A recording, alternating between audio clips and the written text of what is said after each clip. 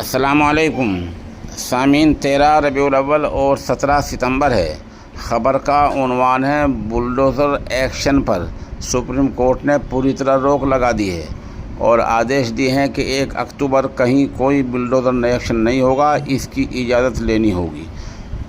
بتا دیں اس مطلب کی ایک یاچکا کی عرضی جمعیت علماء ہند نے سپریم کورٹ میں ڈالی تھی اور کئی مثالیں بھی وہاں دی تھی، کئی نمونے پیش کیے تھے کہ سرکاریں اس طرح کر رہی ہیں، تو سپریم کورٹ نے اس پر پوری طرح روک لگا دی ہے۔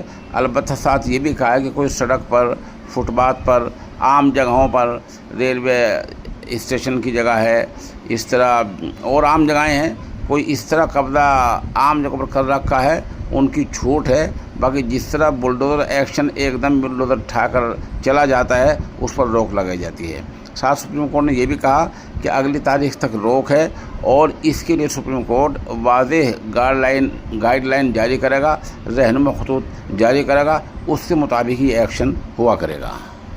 قابل ذکر ہے کہ یہ عرضی جمعیت علماء ہند ارشد مدنی نے سپریم کورٹ میں لگائی تھی۔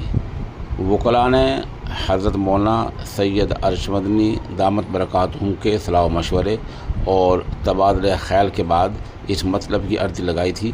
بتلا دیں کہ اس کام کے لیے ملک بھر سے بہت سے لوگوں نے حضرت والا سے ملاقات کی تھی۔ مولانا ارشد مدنی کی خاص پہچان، شناخت، علامت یہی ہے کہ جب ان کی سمجھ میں کوئی کام آ جاتا ہے تو پھر وہ اس کو بلا کسی انجام کی پرواہ کیے بغیر کر گزرتے ہیں۔